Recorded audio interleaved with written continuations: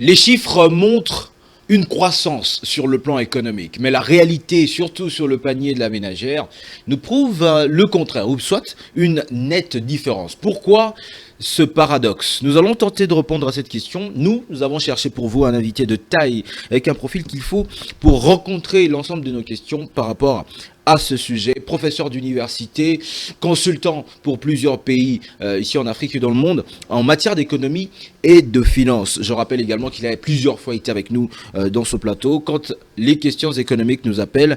Le tout premier à qui nous faisons appel, passez-moi l'expression, c'est évidemment lui, professeur David Alexandre Nchoué, notre invité. Bonjour à vous et bienvenue.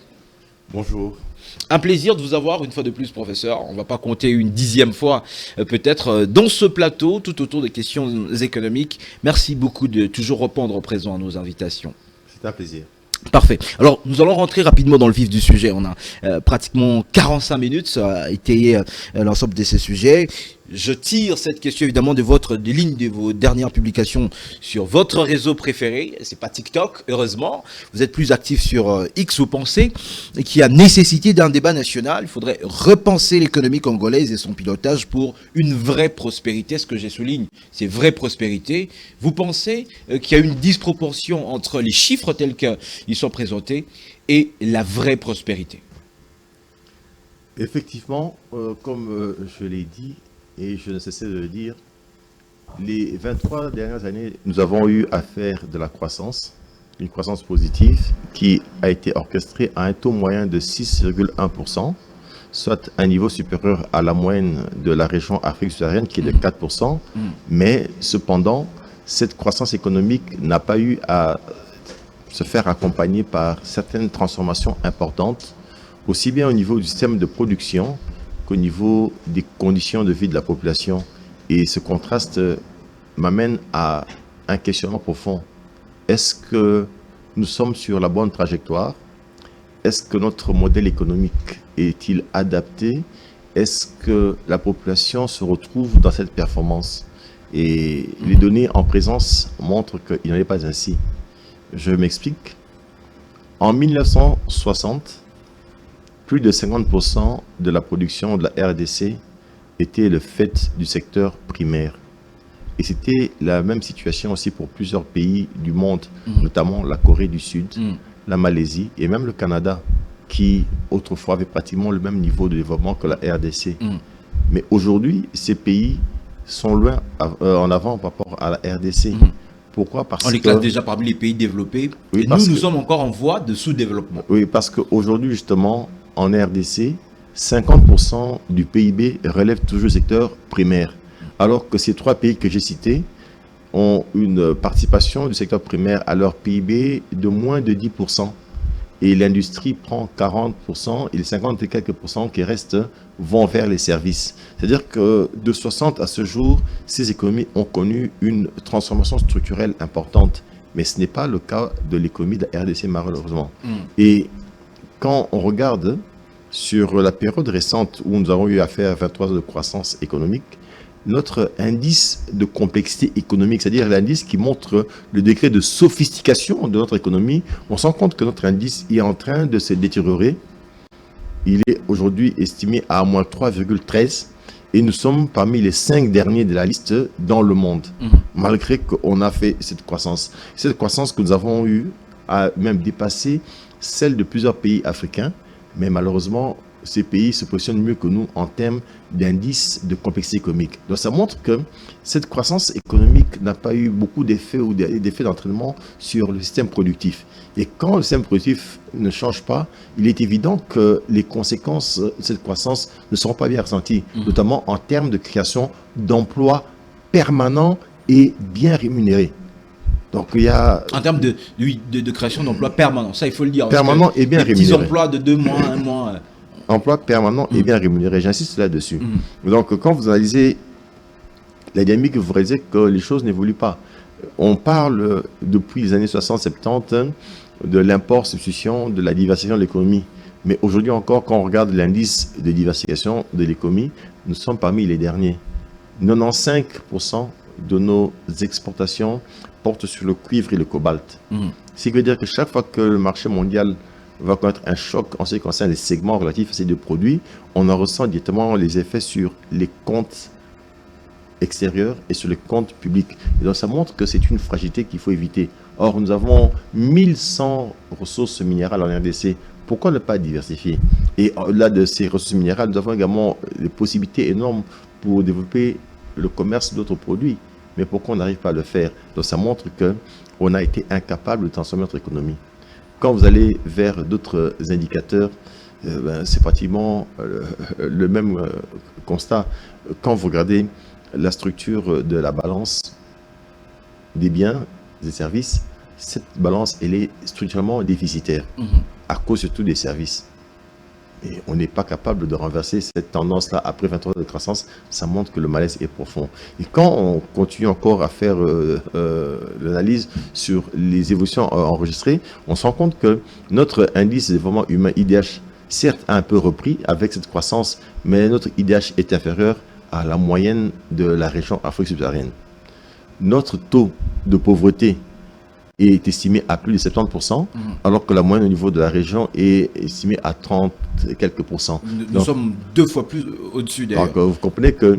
Est-ce que, professeur, vous pensez que c'est le fait que notre économie n'a pas pu, on va le dire comme ça, réellement être diversifiée, qui est la raison principale pour que l'on en soit à ce paradoxe entre des effets palpables dans la vie des populations et justement cette croissance? Mais bien sûr que si, il faut que l'on arrive à organiser notre économie autrement et mieux pour que la population en ressente les effets. Parce que si on laisse l'économie évoluer dans les conditions qui sont les nôtres, eh ben, 10 ans après, on reviendra encore avec le même discours. Il faut qu'il y ait une dynamique de transformation et il faut que cette dynamique se matérialise par des changements au niveau des structures de production, au niveau de la création des entreprises. Même, il faut qu'on envoie ça. Je viens de lire un rapport de la Banque africaine de développement qui faisait état des performances des économies en Afrique, et on a suivi les performances réalisées par certaines économies, notamment celle du Niger, où on dit que... On ne parle pas du Nigeria. Oui, du Niger. On a vu la naissance de grandes industries de transformation. Mais c'est ce qui nous manque en RDC. Est-ce que pendant ces 23 années de croissance ici, il y a eu vraiment création de grandes industries de transformation? Non, malheureusement. La plupart de nos investissements vont dans les mines. Et les mines, c'est pour extraire et exporter. Alors qu'il faudrait créer de la valeur ajoutée localement ici pour qu'on arrive à créer plus d'effets sur le bien de la population. Donc, le modèle économique pose problème. Il faut le changer. Autant qu'on veut changer la constitution, il faut qu'on change aussi le modèle économique. Parce que si l'économie ne tourne pas, la population ne peut pas prétendre vivre dans des conditions meilleures, malheureusement. Tout autant que l'on veut changer la constitution, il est également important de prévoir, de réformer. Non, de changer le modèle économique. C'est pas normal qu'après 60 années d'indépendance, que nous soyons toujours tributaires du secteur primaire. Quand vous parlez du secteur primaire, c'est quel secteur? Non, l'agriculture et l'extraction des matières premières minérales, l'extraction du bois à l'état brut. On aurait pu développer une grande industrie du bois ici en RDC. J'ai eu la chance d'aller à Francfort avec un de mes collègues, Franck Moulamba, de l'UPC. Et arrivé là-bas, nos partenaires allemands nous ont fait visiter certaines PME, notamment des PME menuisières. Et on a vu ce que c'est une PME en Allemagne. Mais ils ont développé une grande industrie du bois avec des meubles de qualité. Et j'ai regardé ce qu'ils font. Je suis rentré au pays, je suis allé à Delvaux. J'ai vu ce que nos frères et sœurs font là-bas. Là où il y a régulièrement des incendies, on ne sait pas pourquoi. Oui, avec un outil de travail rudimentaire, ils font ce qu'ils font là sans accompagnement de l'État. Mais si on leur apportait un concours sérieux, un encadrement avec des incubateurs adaptés et avec des équipements légers mais qui coûtent pas cher, 100 €. Mais je pense qu'ils peuvent faire des merveilles. Mais c'est parce que justement, notre gouvernance économique pose problème. On n'a pas cette vision d'accompagner les acteurs pour leur permettre de réaliser des gains de productivité, d'amélioration de la qualité des produits, les amener vers les normes ISO pour que nous puissions compétir au niveau régional et mondial. C'est cette difficulté que nous avons. Donc, aussi longtemps qu'on ne repense pas notre manière de gouverner et qu'on fait forcément ce qui a été fait hier, eh bien, on ne peut pas espérer avoir des changements. Il faut qu'il y ait une reconsidération du paradigme économique dans la RDC. Et ces paradigmes risquent de continuer tant que l'on ne prend pas des mesures qu'il faut. Absolument, la gouvernance. Il faut que l'on soit capable d'avoir une vision et d'agir. Et agir avec abnégation pour l'intérêt du pays. Pas pour répondre aux intérêts des partis politiques ou des groupes d'individus, mais répondre aux intérêts du pays et de la population. Professeur David, Cette croissance dont on parle, cette croissance économique qui est quelquefois vantée également, durant ces 23 dernières années, elle n'existe que dans les chiffres, ou bien de quelle croissance s'agit-il réellement? Lorsqu'on parle de la croissance, on regarde l'évolution de la production du pays d'une année à une autre. Est-ce qu'en termes réels, le volume total de la production de l'économie a augmenté ou non? Mais déjà, lorsque la production des minerais augmente de manière exponentielle, comme c'est le cas comparé à ce qu'on a connu à l'époque du président Mobutu, il va de soi que le PIB va augmenter. Mais le problème n'est pas seulement sur l'augmentation du PIB, mais ceci de comment est-ce qu'on profite de cet accroissement du PIB. Est-ce que cet accroissement du PIB a réellement les exercices qu'il faut sur les finances publiques? Ou mieux encore, je reviens un peu en arrière pour dire, est-ce que d'abord cette croissance elle est bien mesurée? Parce que je signe et je persiste que la production minière en RDC est sous-évaluée. Les chiffres que nous avons là ne sont pas les vrais chiffres. Pourquoi? Parce que... Vous pensez que les chiffres réels sont un peu plus grands? Supérieurs. Je pèse mes mots. Un de mes anciens étudiants, qui se retrouve en Afrique du Sud, m'a abordé une fois lors d'un voyage, on s'est vu je crois à Addis Abeba, on parlait avec lui. Il m'a dit que les minerais que la RDC exporte, certains passent par l'Afrique du Sud. Et lorsqu'on arrive au niveau du laboratoire pour les traiter, on se rend compte que la valeur qu'on obtient après traitement, c'est le double de la valeur qui a été déclarée en RDC. Parce que justement, chez vous, les minerais accompagnateurs ne sont pas suffisamment analysés. Ce qui fait que vous sous-évaluez la production et quand ça sort, vous perdez parce que les recettes de l'État, les recettes de la douane, les recettes de la DGI tiennent compte des valeurs indiquées à l'exportation. Et donc, si on fait cet effort-là, d'avoir ici sur place des laboratoires pour examiner à suffisance les vraies valeurs de ce qu'on exporte, on gagnerait. Je me rappelle à l'époque, lorsque Mouzid était Premier ministre, j'étais dans son cabinet, on avait parlé de cette question de l'exportation de minerais sous forme de remblai, de terre. On exporte sans avoir une vraie estimation de ce que l'on donne comme terre et on vous donne un chiffre et vous prenez. C'est une forme de sous-évaluation qui se faisait au profit de certains acteurs. Donc, si on corrige ça, le PIB minier va augmenter. Mais le problème n'est pas seulement celui de cette augmentation. Il faudrait aussi voir comment modifier la structure de l'économie. Et pour cela, moi, je demande à ce que l'on puisse tout faire pour que nos minerais commencent à subir une vraie transformation ici. Pourquoi ne pas développer une industrie de joaillerie en RDC? Parce que nous avons le diamant, nous avons de l'or. Mais ceci est un levier pour pouvoir résister au choc des marchés. Parce que lorsqu'on vend les matières premières à l'état brut, chaque fois que les cours mondiaux des minerais bougent, on en ressent les effets. Mais si on a une industrie de joaillerie qui peut transformer ces minerais en montres, en bagues, on peut avoir des leviers ou des mécanismes de résistance aux effets des chocs. Mais on n'a pas ça malheureusement. Alors que nous sommes détenteurs de stocks importants d'or et de diamants et d'autres minerais, mais c'est ça en fait, ce qui manque.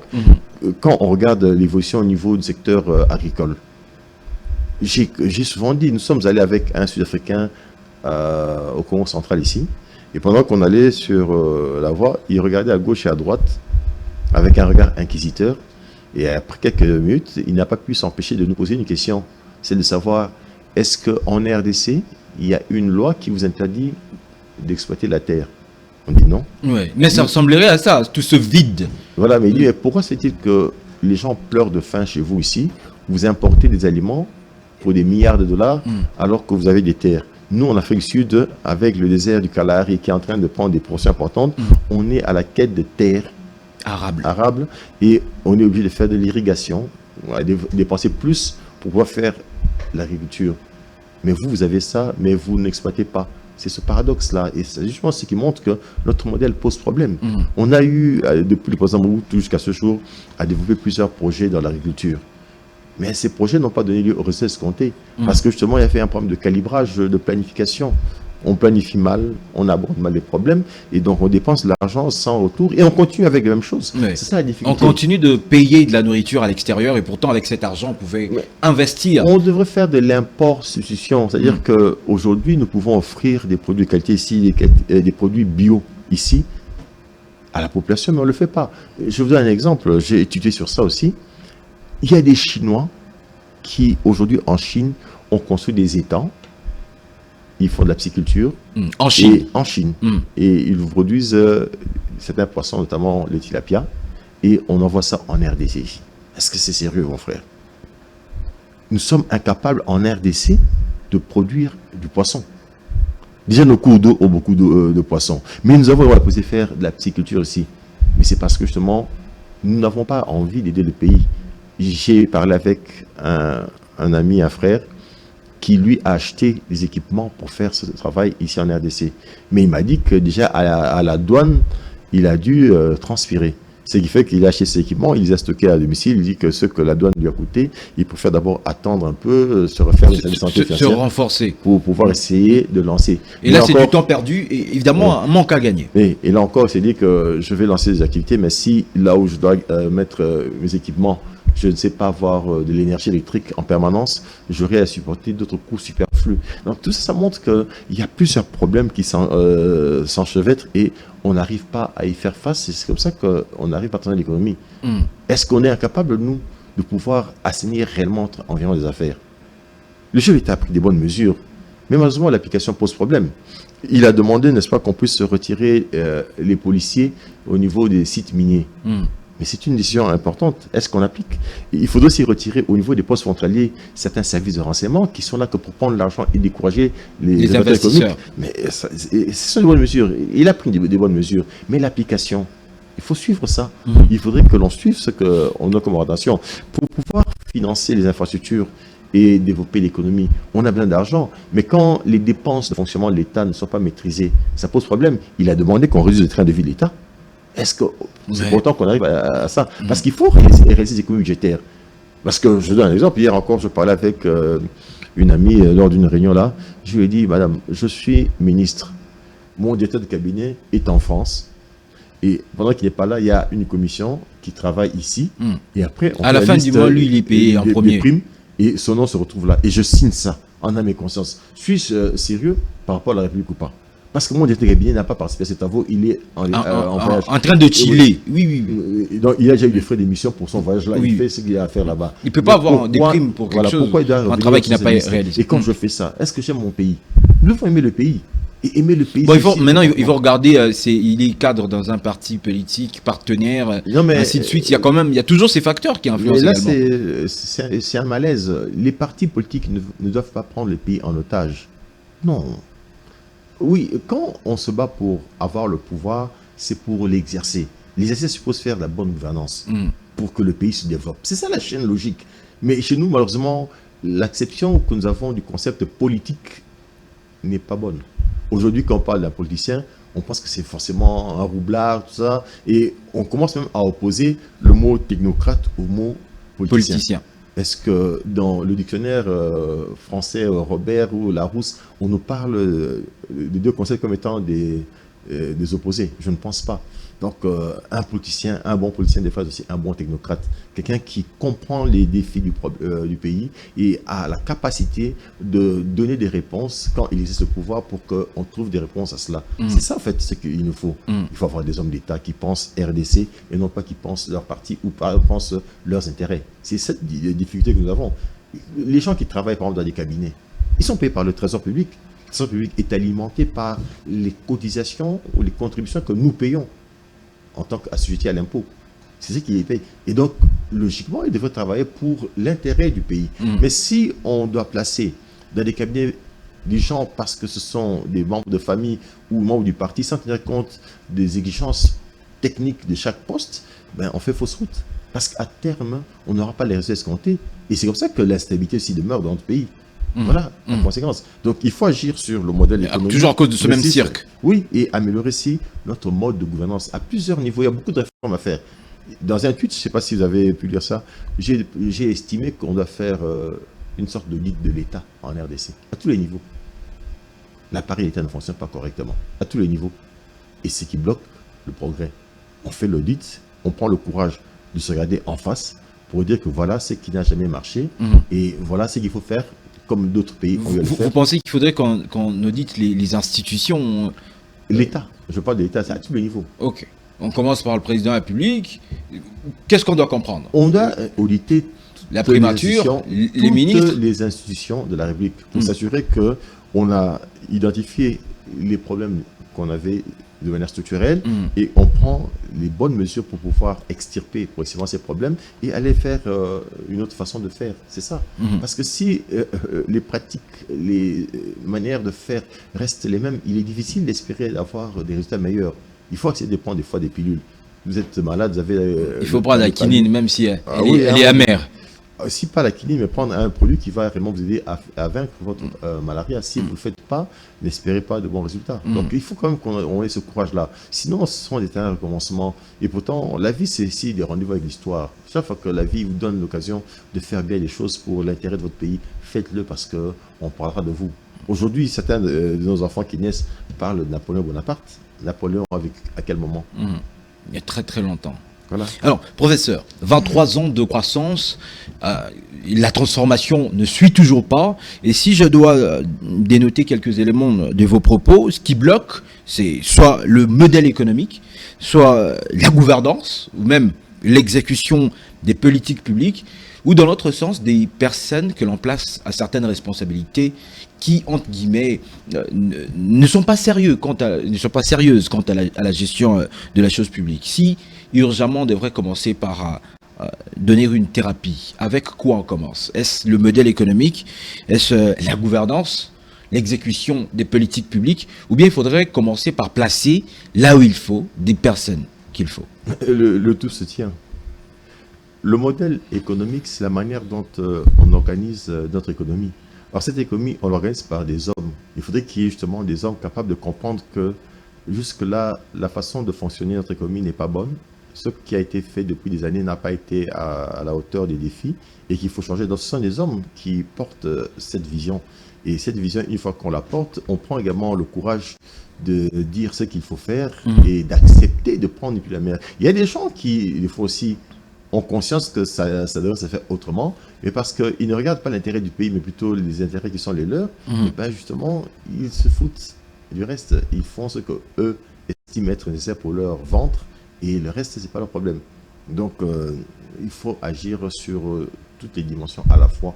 C'est-à-dire repenser notre modèle économique, repenser la manière de gouverner notre économie et avoir des acteurs qui peuvent poser les actes comme il se doit. Je l'ai dit, le chef de l'État a annoncé certaines mesures importantes et intéressantes, mais il n'y a pas eu de relais. La Première ministre a pris des bonnes mesures, mais il n'y a pas eu de relais. C'est ça la difficulté.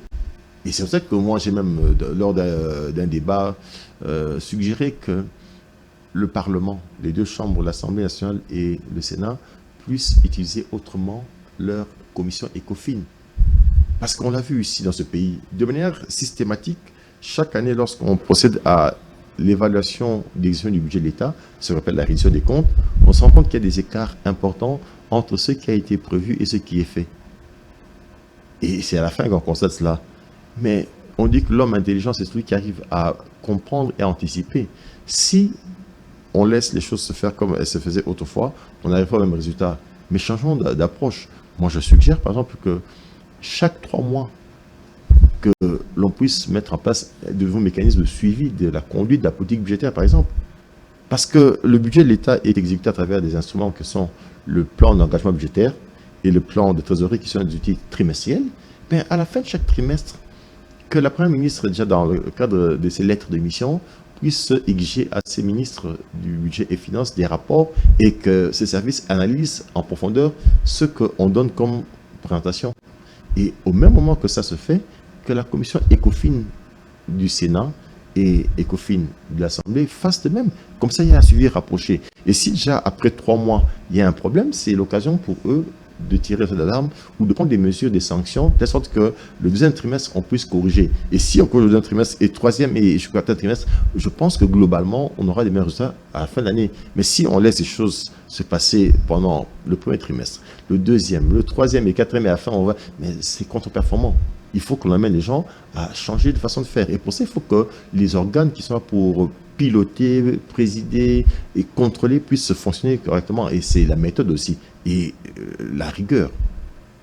Très bien. Également un peu de rigueur. J'aime bien me perdre quand vous déployez cette matière, mais également vous avez revenons sur Twitter, parce que vous en avez parlé. Vous avez proposé un débat national, vous avez proposé une sorte de forum où on va évidemment parler de repenser l'économie de notre pays, également pour avoir une prospérité palpable et réelle. Qu'est-ce que vous parlez de quoi? On va encore vivre une sorte d'état généraux de l'économie, des grands forums de conférences internationales. De quoi parlez-vous réellement quand vous évoquez le débat national autour de l'économie? Quand je parle de débat, je vois des gens qui se regardent droit dans les yeux et qui se disent la vérité. On fait d'abord l'audit et puis on fait le débat. Bon, l'audit, il y a beaucoup d'études qui ont déjà posé certains problèmes. L'audit de l'État, ce serait une approche un peu plus précise où on suit même la gestion des comptes un sou après l'autre. Mais ici, je parle de la réflexion sur l'orientation de l'économie du pays. C'est-à-dire que penser qu'il faut continuer à booster le secteur minier sans modifier fondamentalement la structure de production dans ce secteur, c'est une erreur. Et malheureusement, on a eu à commettre erreur pendant des années et des décennies. Il faut changer. Il y a un député qui aujourd'hui fait une campagne sur la transformation minière. Il a pris relais sur une idée que j'ai présentée, ça fait des années. Je crois que ça doit être l'honorable Pandanji là. Voilà. C'est une idée que j'ai développée depuis des années, bien avant qu'il commence sa campagne ici. Mais les gens n'ont pas compris ce que je disais. Et c'est comme ça que tout à l'heure j'ai parlé d'industrie, la joaillerie par exemple. Ce sont des choses qu'il faut faire. C'est pour ça qu'on n'arrive pas à faire ça et on pense que parce que la production minière a augmenté, que la croissance est passée de 3 à 4% à 5%, que ça va, c'est une mauvaise façon de voir les choses.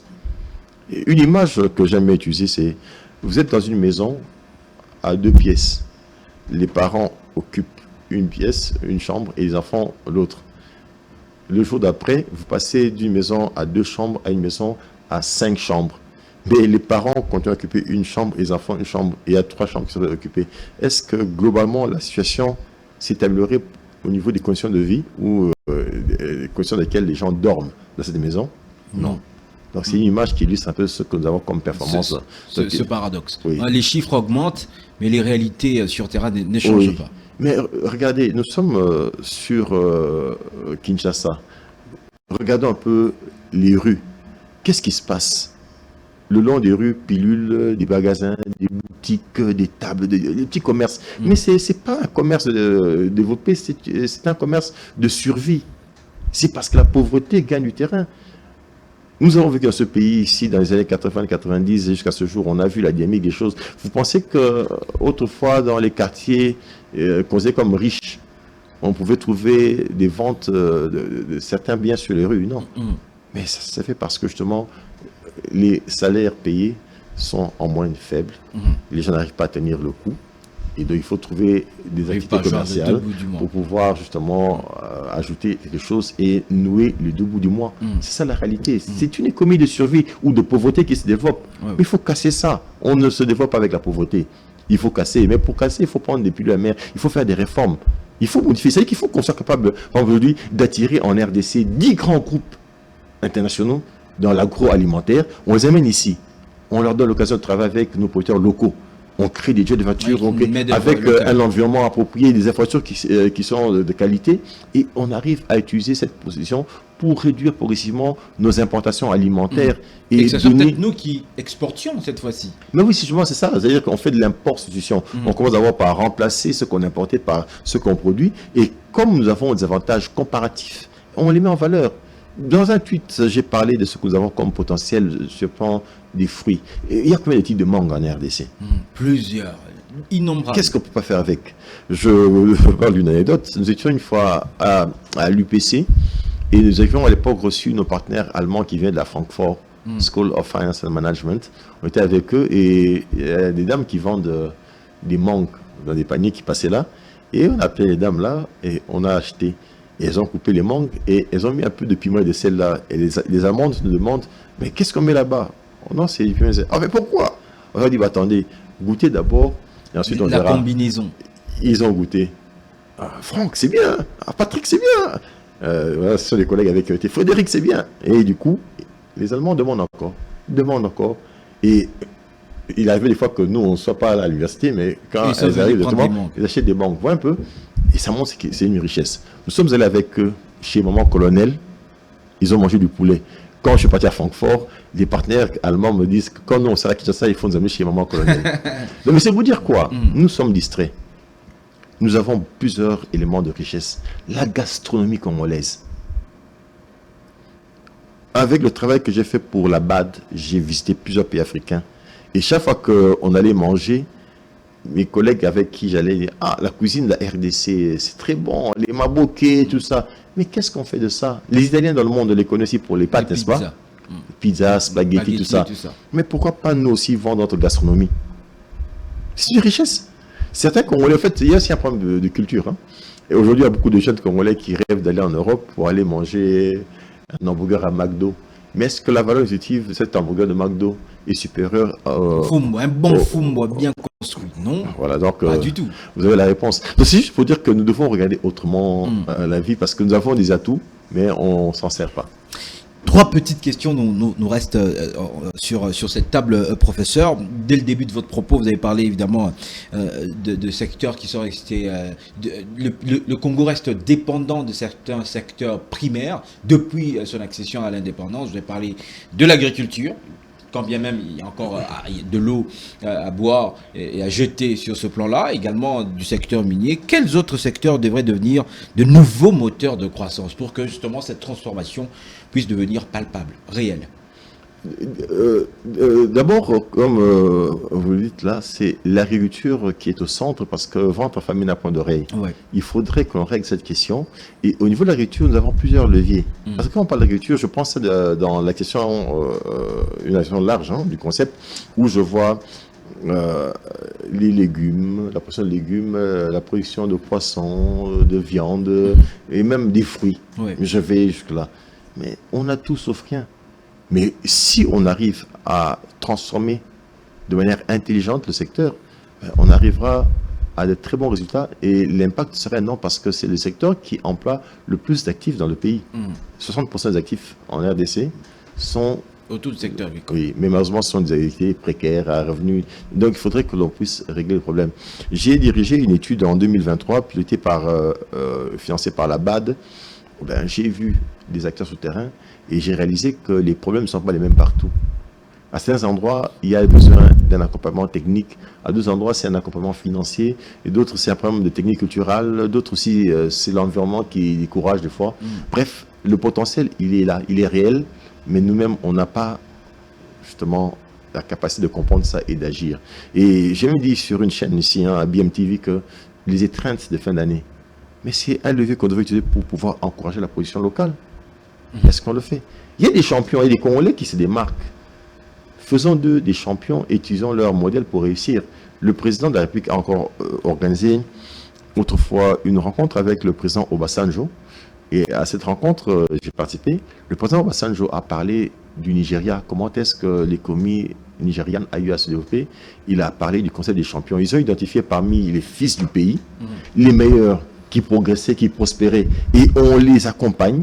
Et on fait des modèles pour qu'eux puissent justement impacter ou influencer les autres pour qu'ils suivent leur dynamique. Et ce qui a fait que l'on puisse voir le secteur privé et croître, se développer. C'est comme ça qu'ils accompagnent Elumelu ou Dangote plus facilement. Donc c'est une approche. Le président en l'invitant ici avait compris que c'était un bon modèle, mais on a du mal à suivre ça. De l'agriculture, Boukaralonzo a échoué. Ngandaji, qui a jusque-là, les résultats sont timides. Ankoun et tout ça, au Congo central, ça ne marche pas. Mais quand vous allez là-bas, il y a Dagril qui a réussi.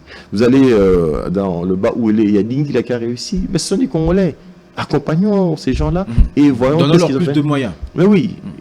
Un accompagnement étatique est toujours plus grand. Oui, voyons ce qu'ils ont fait et donc voilà un peu. Aujourd'hui, hier encore, dans un groupe WhatsApp, on discutait avec un ami qui m'a posé une question parce que j'ai pas d'agriculture. Il me dit que non, voilà les campagnes. Mais on a fait plusieurs campagnes agricoles. Mais si on refait toujours les mêmes choses sans corriger nos erreurs, on va pas changer. C'est pour ça que l'histoire est importante. Pourquoi on dit l'histoire? C'est pour voir ce qui s'est passé autrefois, qu'est-ce que c'est comme résultat et changer. Mais on ne change pas, on applique la même chose et on pense qu'on va changer. C'est impossible. Même quand on parle de financement de l'agriculture en RDC, il faut repenser, il faut avoir un modèle spécifique. Dans l'étude de la BAD qu'on a eu à réaliser, on a posé un modèle, un schéma Parce que les agriculteurs n'ont pas la capacité de pouvoir demander de l'argent à une banque classique. Mais quel est le dispositif qu'on met en place pour les accompagner? C'est une chose. On a besoin des industries. Mais l'environnement pose problème. Depuis 2002 jusqu'à ce jour, on parle de l'environnement des affaires. On prend des mesures, mais on n'applique pas sa difficulté. L'actuel directeur du cabinet du chef de l'État, il fut DG de l'ANAPI. Et à l'époque, il a organisé une étude avec le cabinet Target, dirigé par un ami et frère, Serge Mumbou. Et l'étude a montré que les décisions qui sont prises à Kinshasa en termes de réforme ne sont presque pas appliquées par les gouverneurs de province. Or, la RD, c'est pas seulement Kinshasa, il faut s'assurer qu'on prend une réforme et cette réforme, elle est d'application sur l'ensemble du territoire. Là, on aura les résultats. Pendant l'étude qu'on a fait avec la BAD, dans le Nord Kivu, le nombre de taxes prélevées sur les agriculteurs, le Sud Kivu même, était de loin supérieur à ce que prévoit la loi. Ça devient une tracasserie. Mais comment voulez-vous développer une économie où la tracasserie est la norme? Mais il faut prendre le courage d'arrêter ça. Mais si on n'a pas un bon système de suivi, c'est le problème. J'ai eu la chance de discuter avec certaines autorités, les anciens premiers ministres et même la première ministre actuelle. Pour moi, j'estime qu'il faudrait repenser les rapports entre le pouvoir central et les gouverneurs. Excusez-moi de le dire, mais beaucoup de gouverneurs se comportent en petits dieux là où ils sont et font des fois des choses qui ne sont pas correctes, mais on ne sait pas leur reprocher. Un ministre provincial ose, il est sanctionné. Et il n'y a pas de vrai suivi. Alors comment pouvez-vous espérer réaliser des progrès avec un tel environnement? Pour moi, j'estime qu'il serait important que l'on puisse créer des passerelles entre le pouvoir central et les provinces pour qu'il y ait un suivi. Mieux encore, moi je souhaiterais que le chef du gouvernement qui donne des lettres d'émission aux ministres centraux puisse aussi donner des lettres d'émission aux gouverneurs. Et à intervalles de temps réguliers, on suit ce que font les ministres centraux, mais aussi ce que font les gouverneurs pour s'assurer que tous nous convergeons vers une même orientation. Mais quand on ne fait pas ça, il y a un problème. Est-ce que vous savez que la loi des finances prévoit un budget national et non pas un budget du pouvoir central? C'est-à-dire un budget du pouvoir central qui est consolidé par les budgets des provinces. Mais jusqu'à ce jour, on n'a jamais eu connaissance de notre budget national parce que cette consolidation pose problème.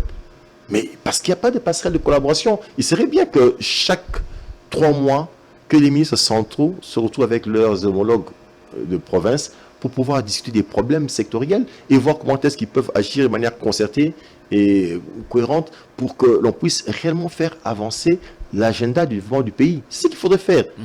Mais malheureusement, à l'état actuel des choses, c'est difficile. Il faut dire aussi que certaines lois posent problème. D'où l'idée de faire certaines réformes du point de vue des textes qui organisent le pouvoir en RDC. Magnifique. Alors, professeur, tout autant que en suivant évidemment vos approches, en considérant votre expérience, considérant également le fait que vous avez plusieurs fois, toujours d'ailleurs, fait des propositions. Aujourd'hui, si on vous emmène à un poste de décision sur le plan économique dans notre pays, on vous demandait de changer 3 choses. Que changerez-vous tout de suite, ou si vous le voulez, dès demain? Au niveau des finances publiques, il y a beaucoup à faire, mais les premières mesures à prendre, c'est d'arrêter. Alors, vraiment arrêter le coulage des recettes qui évincent les ressources qu'on aurait pu utiliser pour financer les secteurs prioritaires, comme l'agriculture, l'éducation, la santé et les infrastructures. Au niveau de la chaîne de la dépense, il y a beaucoup de trous par lesquels nous perdons l'argent. Et c'est connu de tous. Monsieur X doit recevoir un paiement, mais arrivé là-bas, les agents qui sont dans le système demandent 40%. C'est connu, mais on n'attaque pas ce genre de problème. L'État doit dépenser 100 000 pour faire une activité, mais on sort 200 000.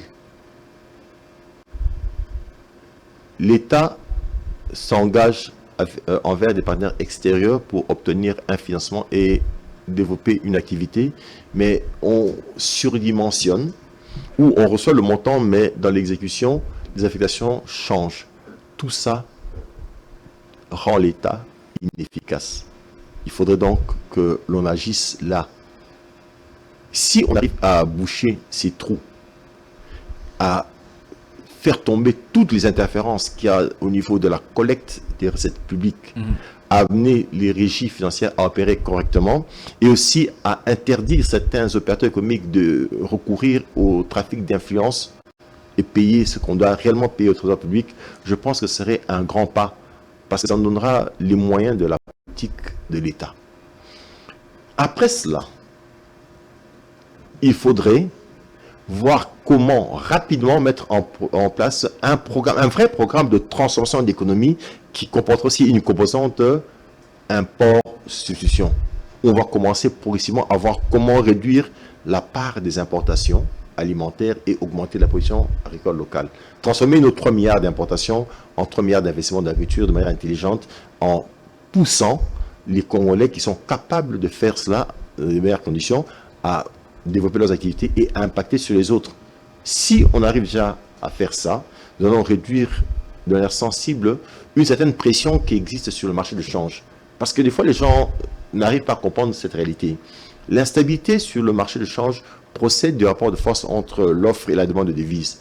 Dans une économie qui est très dépendante de l'extérieur, la demande de devises est si importante que il y a souvent des éléments de friction qui font que le taux ne soit pas stable.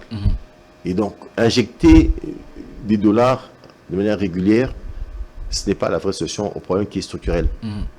Une personne qui sort chaque matin sans qu'on la pique est en bonne santé. Mais une personne qui doit être piquée le matin pour sortir est malade. On devrait arriver à ça. Il faut donc que les transactions de l'économie se fassent pour réduire la pression de la demande de devises. Et ça va permettre aussi à ce qu'on ait plus de leviers pour mieux stabiliser le cadre macroéconomique en RDC. Donc rien qu'en faisant ça, il y aura déjà des éléments importants de transformation qui vont arriver. Mais pour cela, moi je pense qu'il faudrait aussi, à cela, il faudrait aussi ajouter une politique d'investissement ciblée, où on cible les acteurs, on les a même dans le pays. Ils commencent à travailler avec des industriels congolais pour créer cette industrie qui manque en RDC. Et ça va réduire progressivement nos importations aussi de produits industriels ou manufacturés. Et ça va aussi avoir un impact sur notre capacité à approfondir la stabilité macroéconomique en RDC. Donc il y a plusieurs leviers. Donc si déjà ces 3 choses, on les fait de manière réussie, je pense qu'on engagerait le pays sur une voie autre.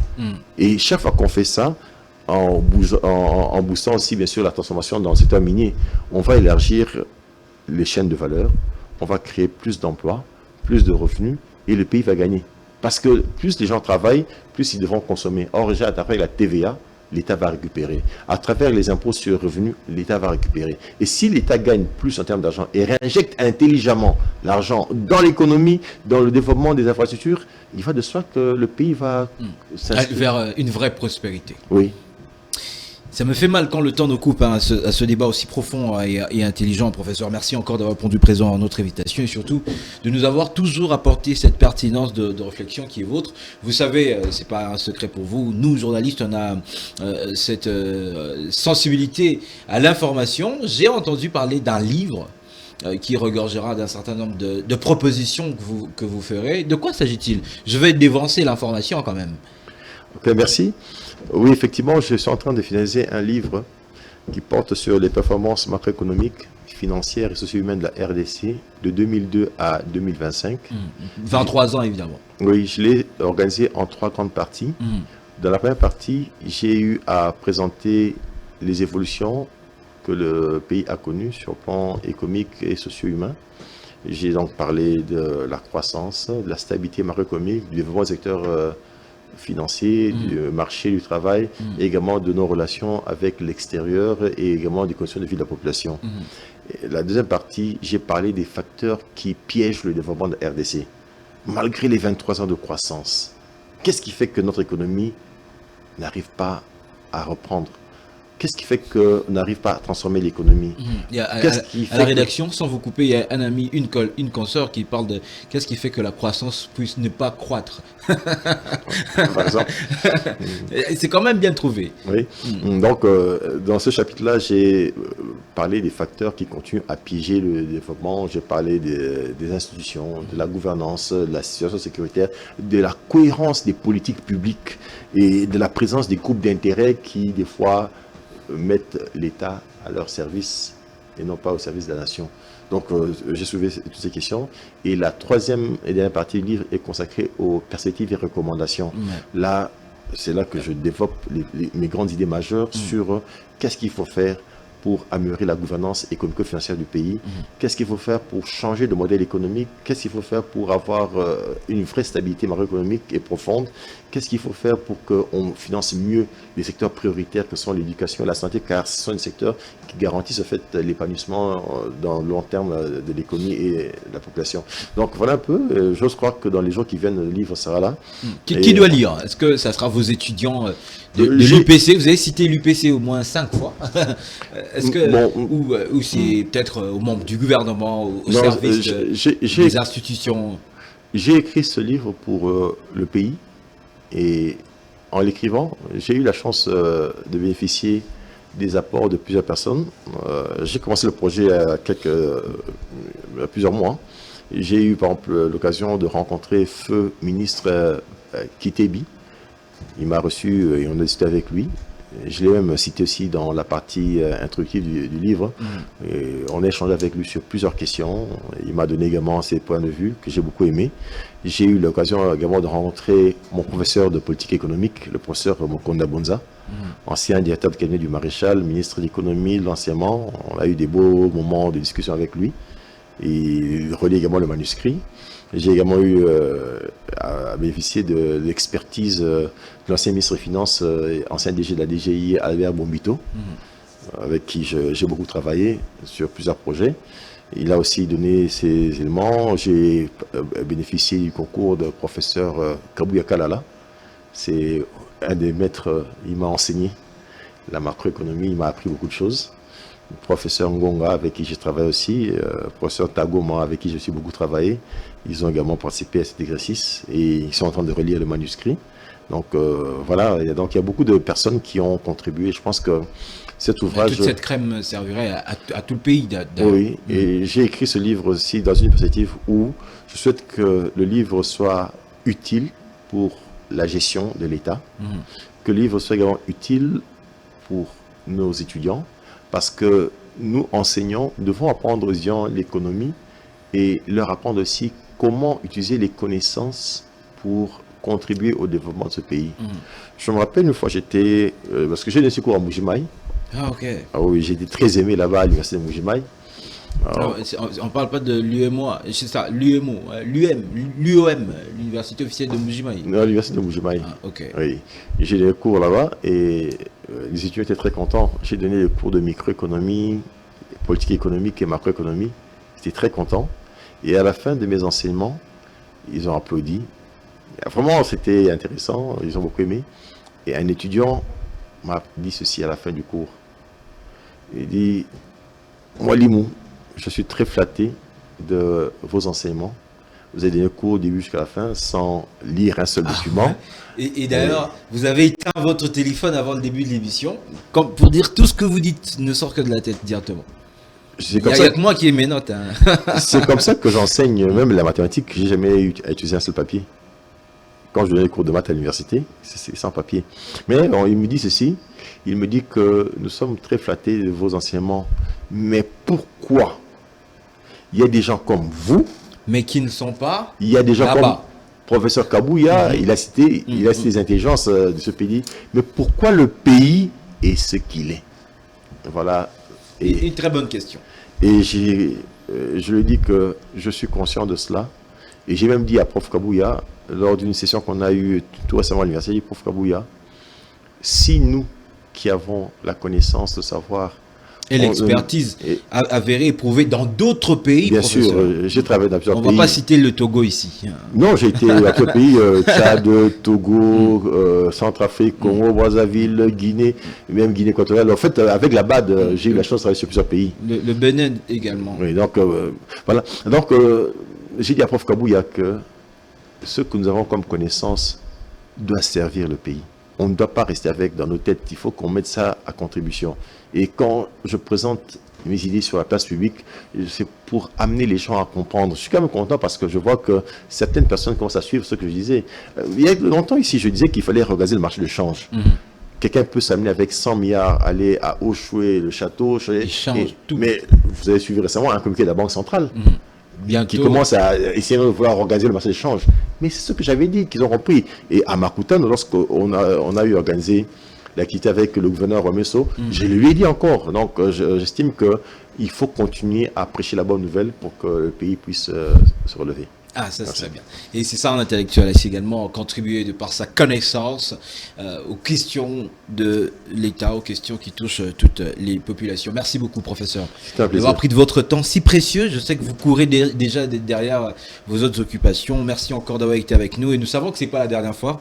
Ça n'a jamais été la dernière fois. Tant que votre temps vous permet, n'hésitez pas de nous revenir. Ces questions qui touchent la nation sont importantes. Et surtout avec un langage, comme vous avez toujours fait objet, qui permet à tout le monde de comprendre un peu ce qui se passe sur le plan économique, car l'économie, c'est le cœur de la nation. Quand il est malade, c'est fini, tout va au ralenti dans le corps humain. Merci encore, professeur. C'est un plaisir. Merci à vous également, chers téléspectateurs.